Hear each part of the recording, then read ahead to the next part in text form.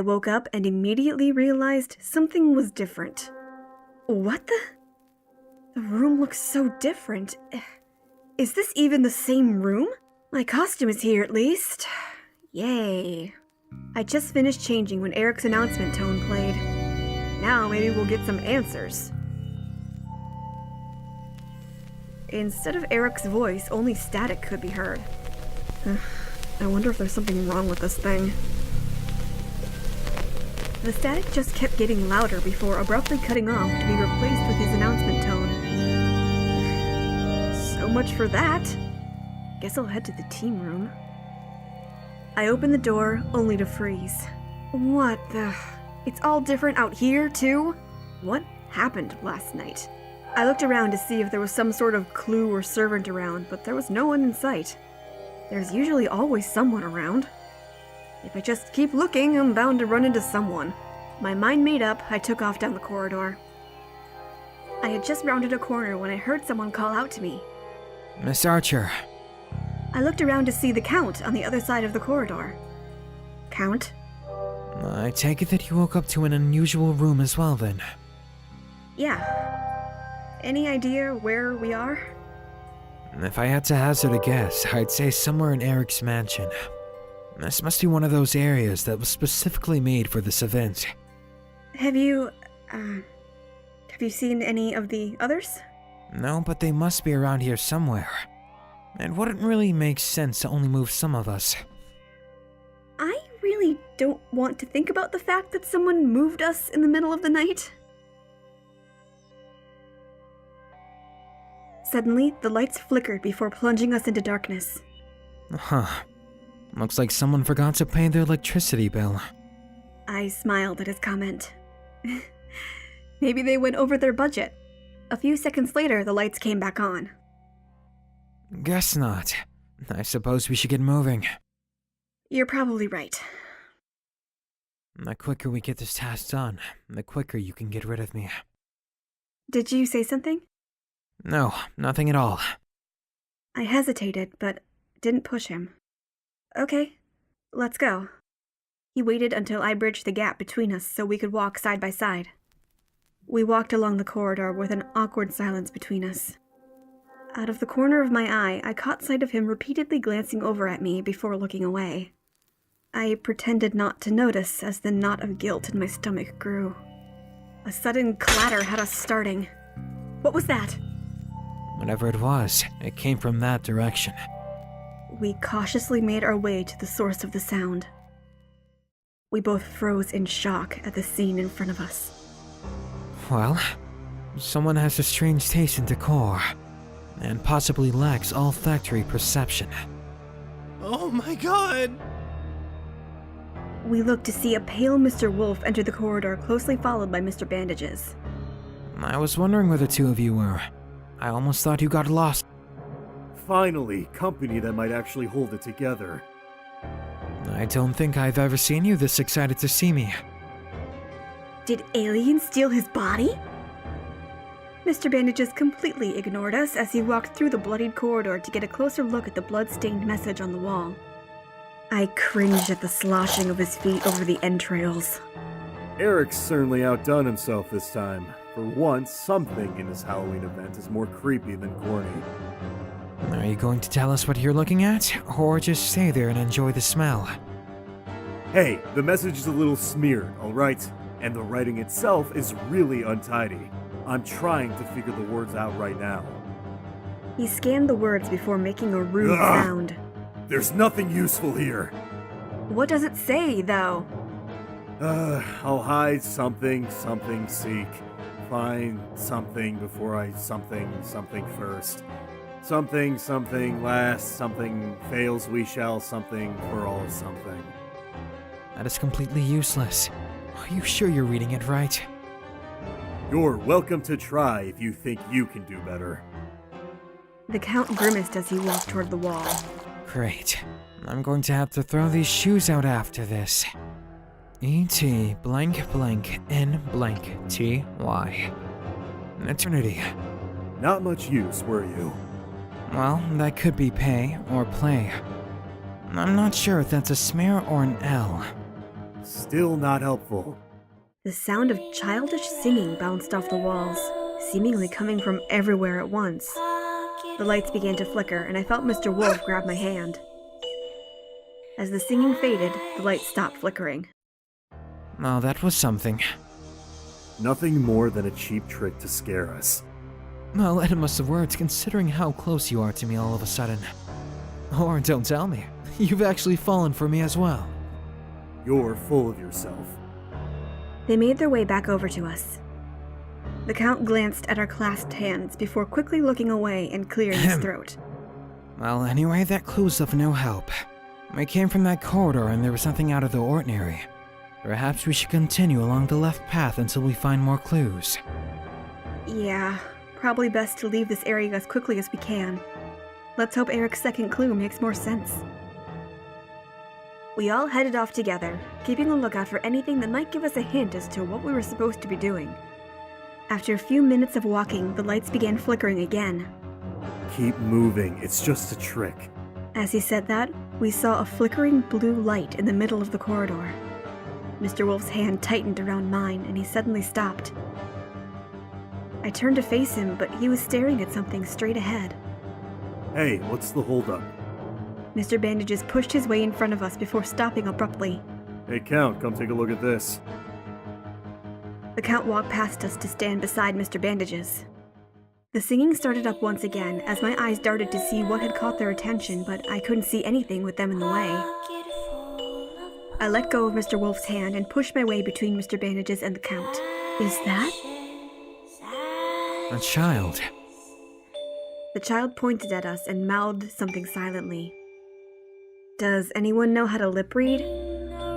Regrettably, it is not one of my skills. Mr. Bandages? As a matter of fact, I do. So, what's she saying? 4 little costume dolls to play with me.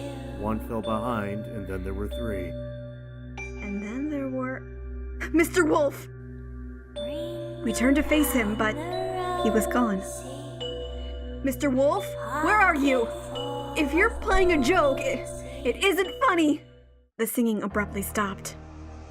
I spun around to see that the child had disappeared as well. He was right behind us. The Count started to walk down the hallway to look for Mr. Wolf. He can't have gone. What is it? It's nothing. I just stepped on something. He leaned down to pick the item off the ground. So, this is interesting.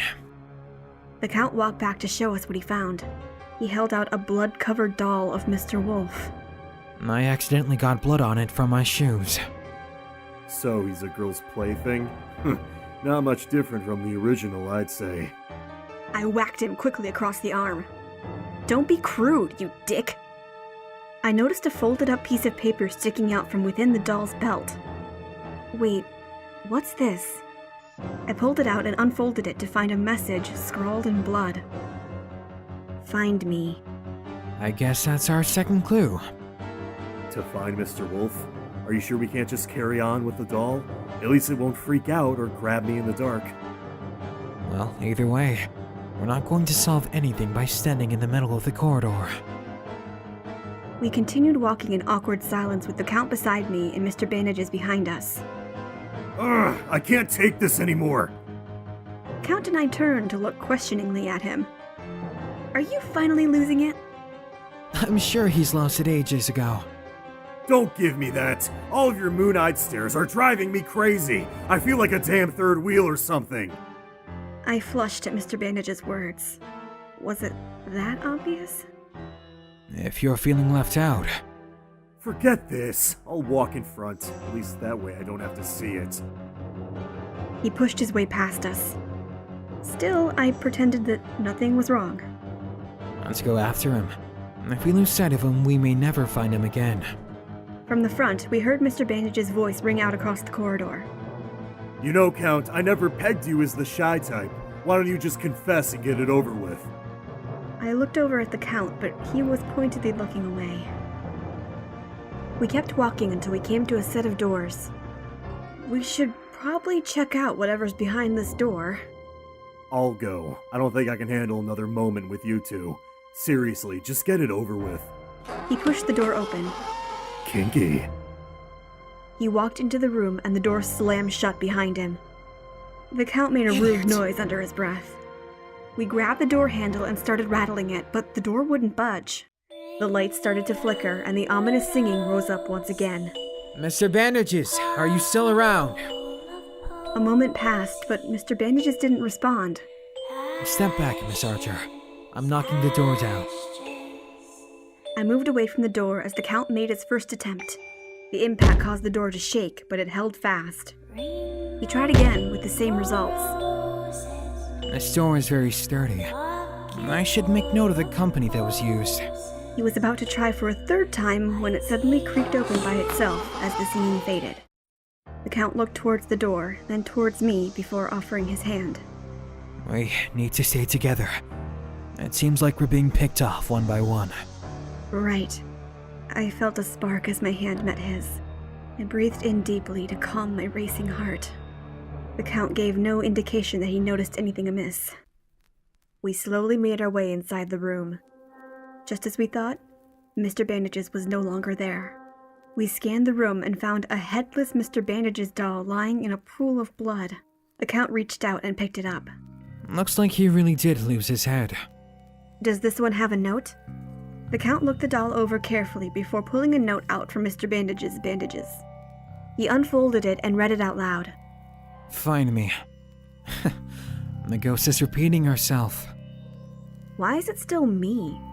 Shouldn't it be us now? Well, there is the possibility that the me refers to the ghost girl and not our lost companions. So we need to find the ghost girl before she captures us all. We searched the room for any clues or exits other than the one we used to enter, but found nothing. I don't get it. How'd they get Mr. Bandages out of here? Probably a trapdoor or secret passage. Erik did say the entire mansion was renovated just for the event, after all. And it doesn't look like there's anything of interest here, so we should get moving. Yeah. Now that we've lost Mr. Bandages and Mr. Wolf, we're probably running out of chances to find her. I think it's game over if we're all caught before we find her. We left the room behind. We cautiously continued down the corridor, keeping an eye out for anything unusual. Stay alert. It's been too long since anything has happened. I'd prefer this to the ghost girl snatching one of us. So would I. But in a movie, this would be the point where something terrible would happen to catch us off guard. The Count stopped abruptly.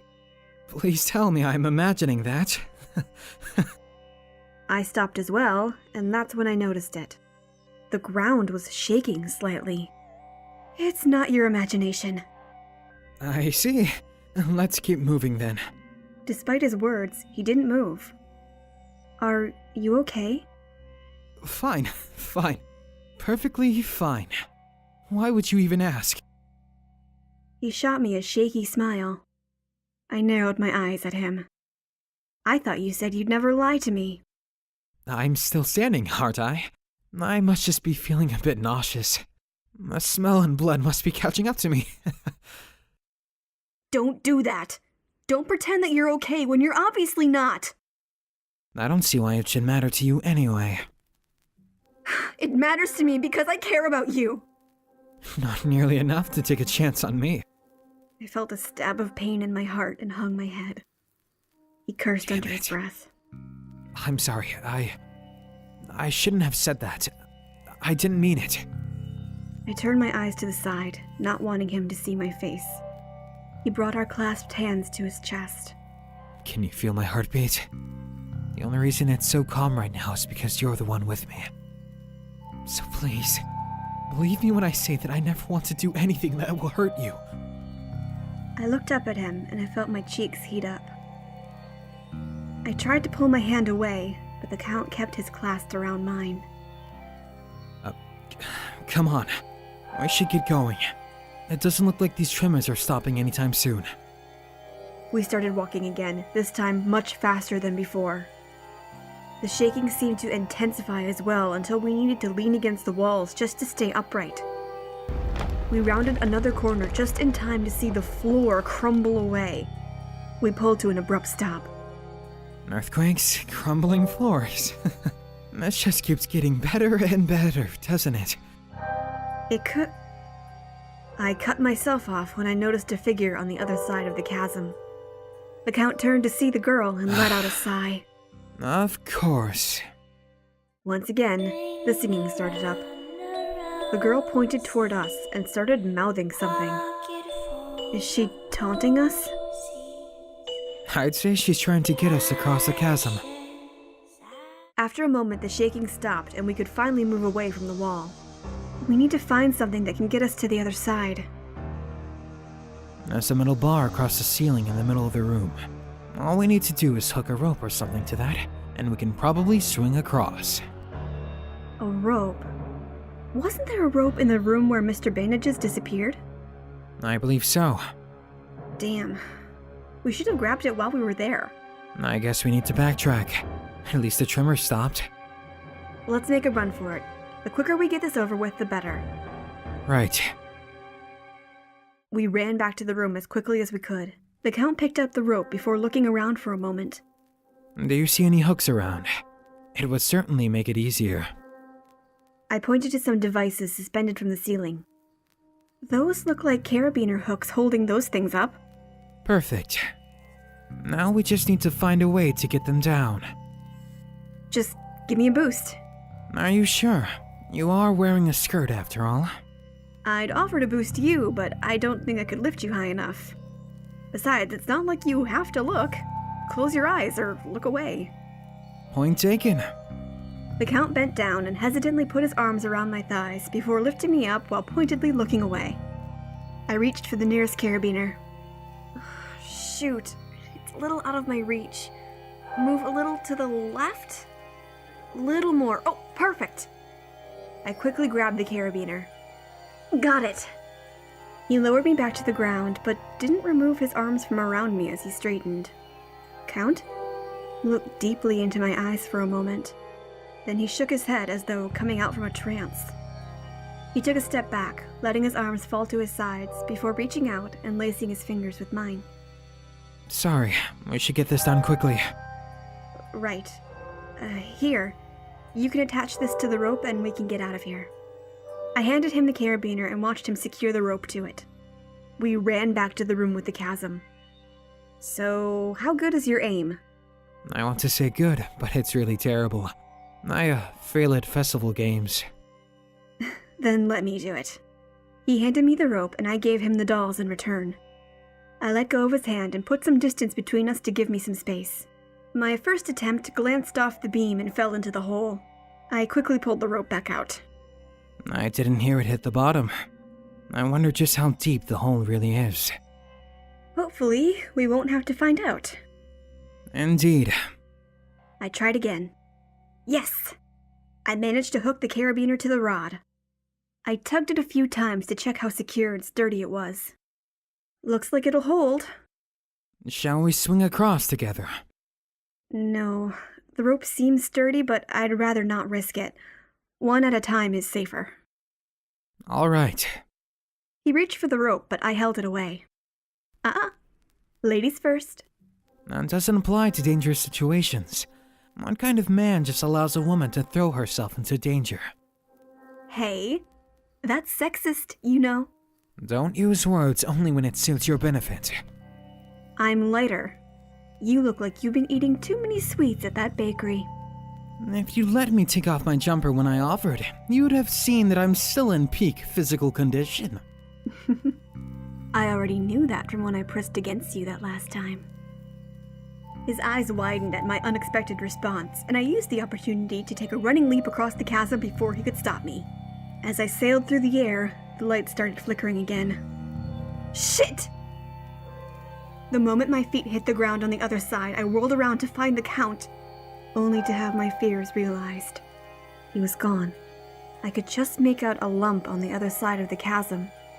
Another doll? The last ones had clues, so I should probably get this one too. I swung back to the other side. Just as I thought, there was a doll of the Count resting on top of the other two dolls. Carrying all three dolls like this will be really inconvenient. Ooh, I know. I quickly emptied my quiver and shoved the Mr. Bandages and Mr. Wolf dolls into it. Then I hastily grabbed the Count doll and swung back to the other side. I turned the doll over, looking for the clue. It didn't take me long to find a folded-up note sticking out from under his waistcoat. I quickly pulled it free and unfolded it to find a different message from last time. Mine? He's not yours. The light seemed to dim in response to my words. Time to get out of here. I ran through the corridor and came to a large door.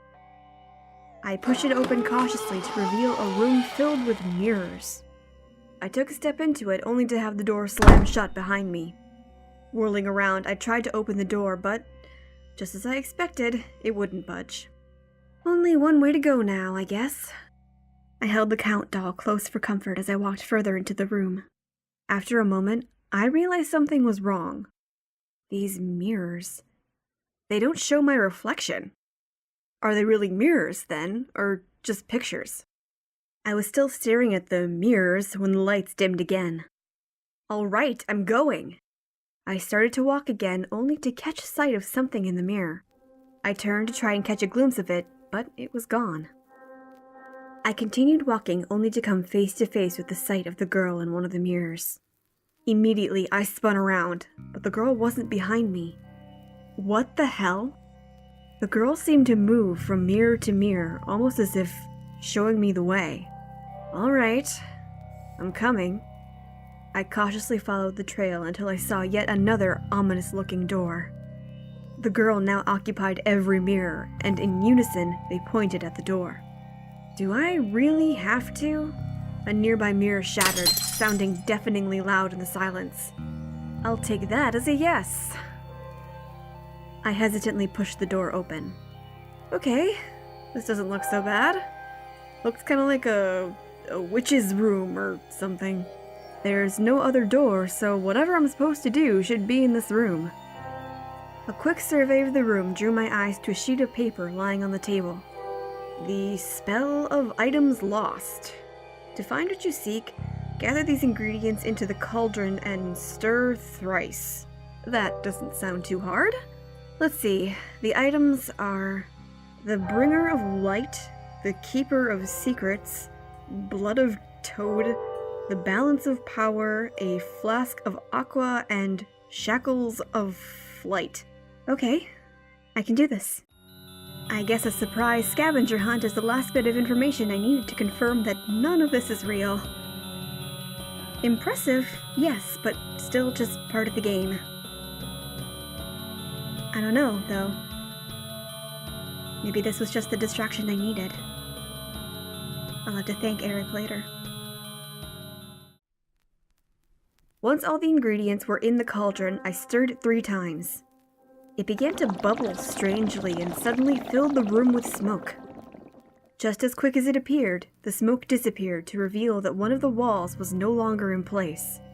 Well, I've come this far. I made my way over to where the wall used to be and stared down at the dark stairwell it had revealed. Raising my hand against a wall, I slowly began my descent into darkness. The moment my foot touched the last stair, lights flared to life. In the middle of the room laid a single coffin. A tomb. Oh, I see. I hesitantly made my way over to it. On closer inspection, I could make out words scrawled into the coffin.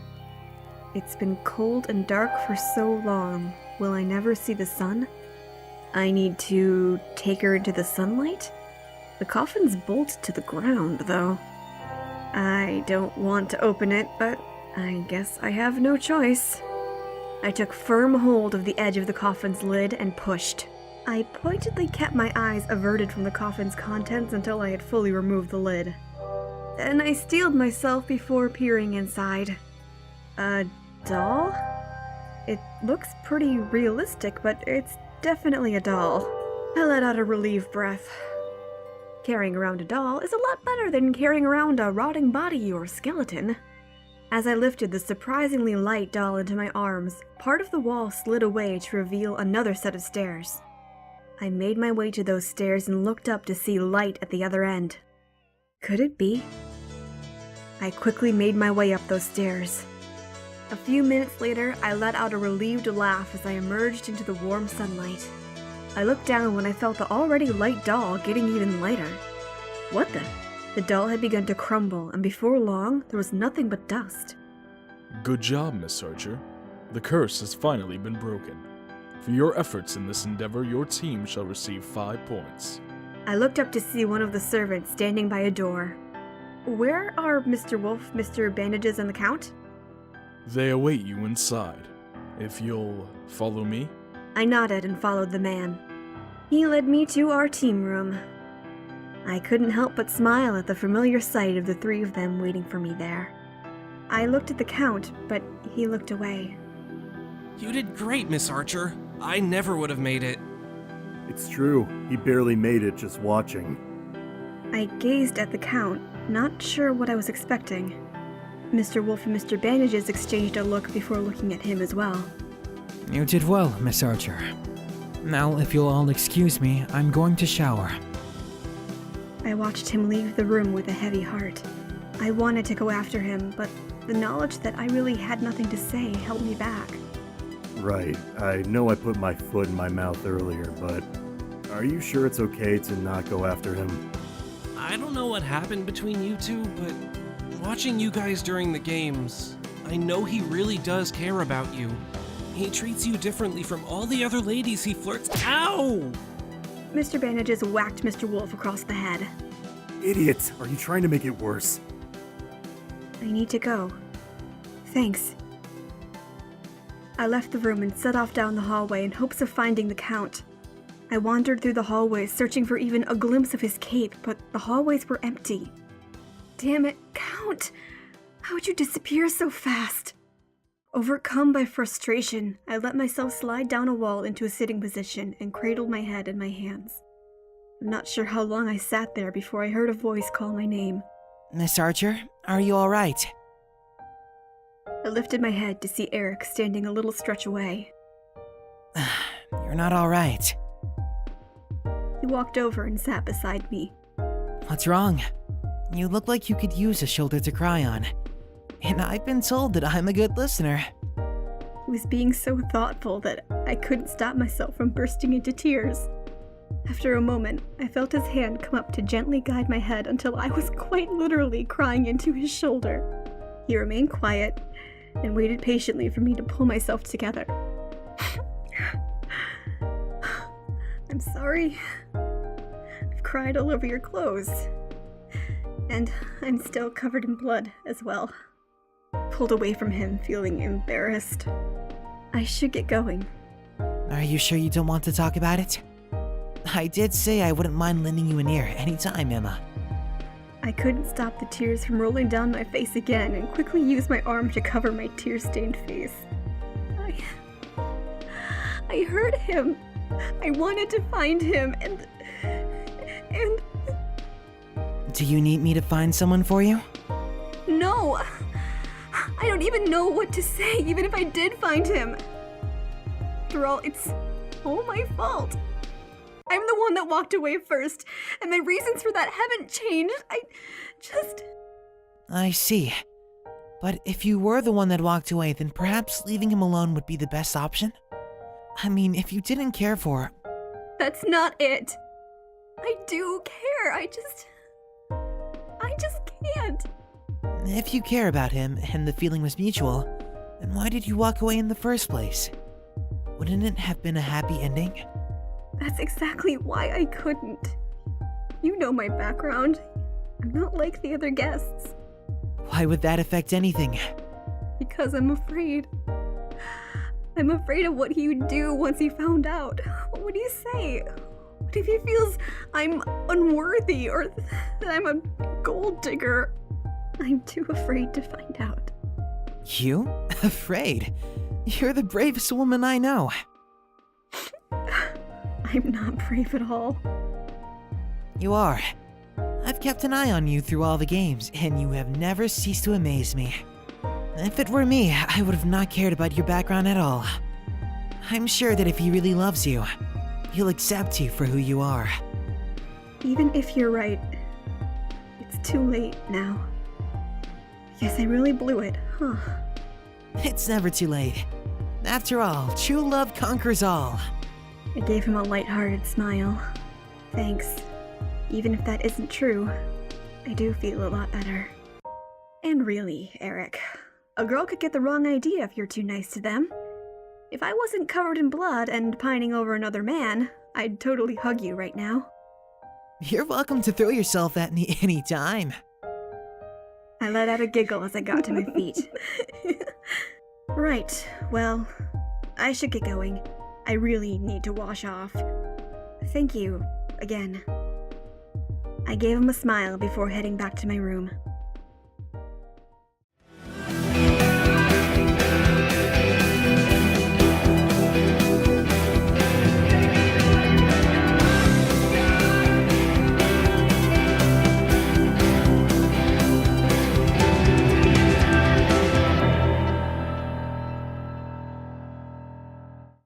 Let's go! Project!